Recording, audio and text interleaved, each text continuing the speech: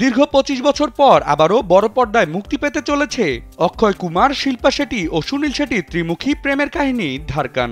আবারও একবার নস্টালজিয়ায় ভাসতে চলেছেন দর্শকরা এবং হলমুখী দর্শকরা বড় পর্দায় ফিরে পেতে যাচ্ছে বিংশ দশকের হৃদয়স্পর্শী প্রেমের ছোঁয়া।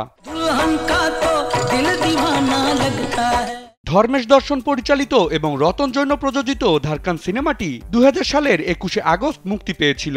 নানাবিধ অসুবিধায় প্রায় ৪ বছর বিলম্বিত হওয়া এই সিনেমাটি মুক্তির পর দর্শক ও সমালোচক মহলে ব্যাপক সাড়া ফেলে এবং বক্স অফিসে তুমুল ব্যবসা করে। তৎকালীন সময়ে ৯ কোটি রুপি বাজেটে নির্মিত এই সিনেমাটি বিশ্বব্যাপী আয় করে প্রায় ২৬ কোটি রুপি। স্যান্ডেলিনা সো, রূপচর্চায় আভিজাত্য। সিনেমাটির প্রতিটি গান ভক্ত ও অনুরাগীদের মুখে আজও অম্লান হয়ে রয়ে গেছে।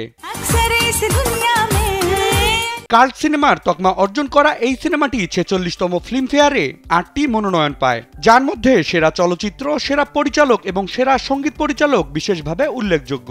এই সিনেমার জন্য প্রথমবারের মতো সেরা খলনায়ক হিসেবে ফিল্মফেয়ার পুরস্কার পান সুনীল শেঠি এবং সেরা প্লেব্যাক সিঙ্গারের পুরস্কার পান অলকা ইয়াগনিক। দর্শক চাহিদার কথা মাথায় রেখে সিনেমাটি পুনরায় মুক্তি দেওয়ার সিদ্ধান্ত নিয়েছেন পরিচালক ও নির্মাতারা। আগামী ২৩শে মে আবারও বড় পর্দায় মুক্তি পাবে অঞ্জলি, দেব ও রামের সেই অনবদ্য প্রেমের গল্প। কিছুদিন আগে অক্ষয় কুমার ও শিল্পা শেঠিকে একটি অনুষ্ঠানে স্টেজ শেয়ার করতে দেখা যায় এবং বহুদিন পর ভক্তরা ধারকান সিনেমার অঞ্জলি ও রামকে একসঙ্গে দেখে নস্টালজিক হয়ে পড়েন। এবার দেখবার পালা বড় পর্দার এই জুটির চমক পুরনো ইতিহাসকে টপকিয়ে নতুন রেকর্ড গড়তে পারে কিনা। বিনোদন ডেস্ক, কালবেলা।